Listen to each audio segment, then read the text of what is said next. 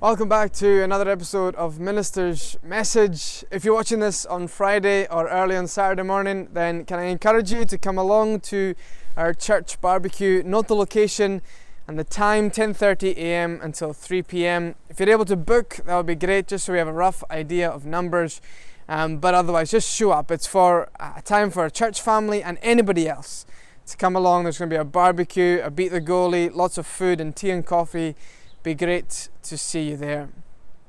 I'm going to just explain about Sunday just now, because of course we now have no social distancing required. There will still be in both Tain and Hilton a couple of pews allocated for 1 metre social distancing. So if you would still like to come and observe that, then there will be space and opportunity to do that. But we are delighted because it means that everybody can come back to church. There's no more need for the seating plans. So the doors are wide open and the invitation is to come. Sunday morning, Alistair is going to be preaching from the book of Jude. He hopes to start a short series in the book of Jude.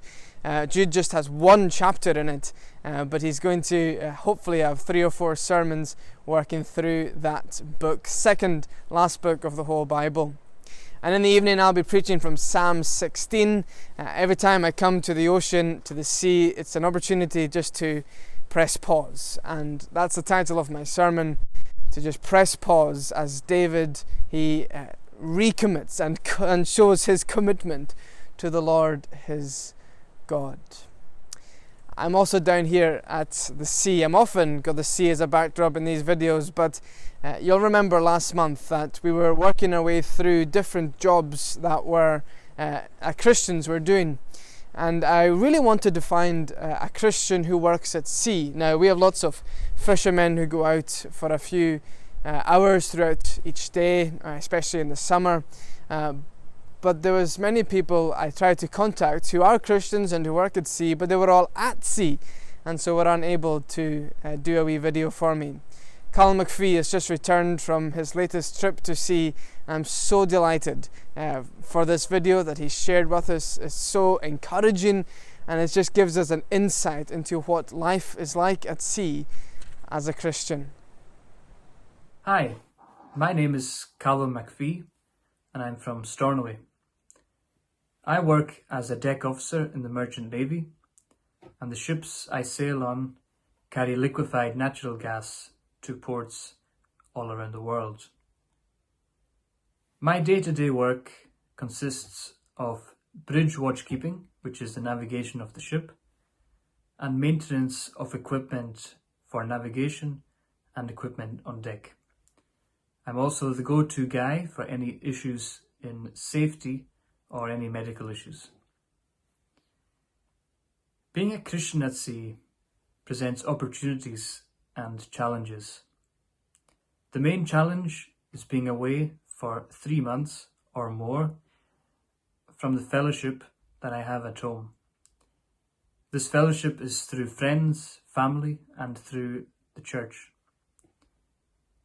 I miss this, but this also presents one of the best opportunities that I have, which is to meet other Christians while I'm on board.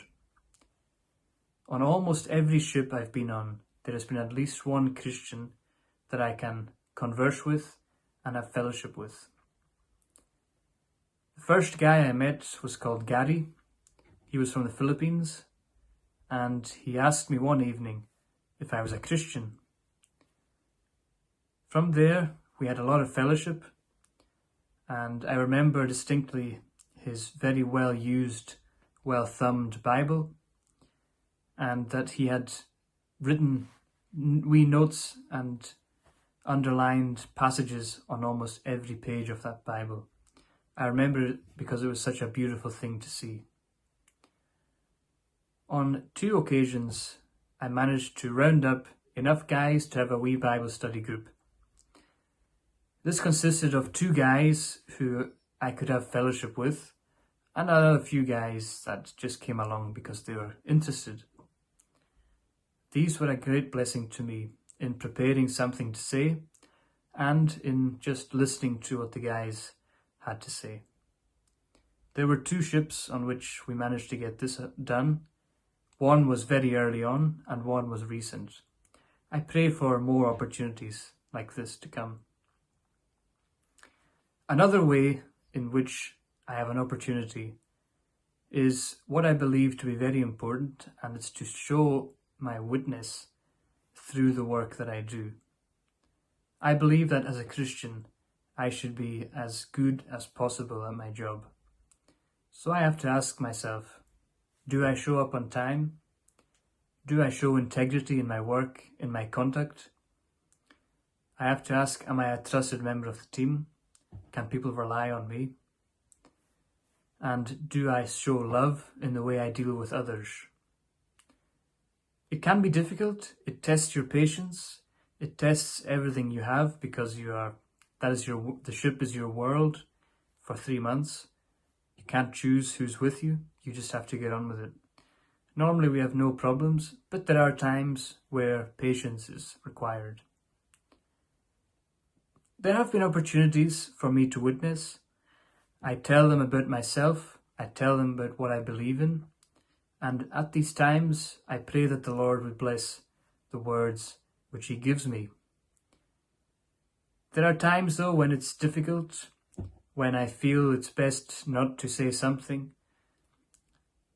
I had an experience with 2 guys who, early in my contract, they didn't know I was a Christian. And they were complaining about a guy trip before who was trying to witness to them. I didn't know how to take this, but I prayed about it. And over the next 2 months, I was able to share a little bit with them from my perspective. I hope and pray that I'll have more opportunities to meet Christians, to have fellowship with them, and to strengthen each other when we're at sea. My personal readings are also important, and the Lord has blessed these to me countless times.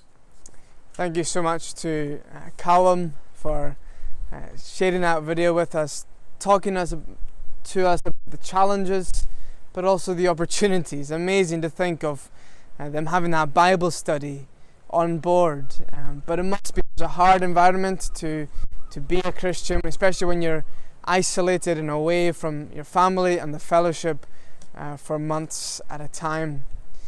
Every time I think about these guys who are Christians working at sea, I often think about this hymn, the ship of fame. And what ship is this you're sailing in?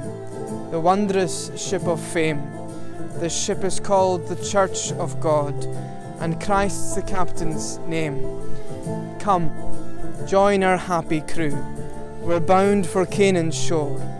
The captain says there's room for you. There's room for millions more. There is room for you.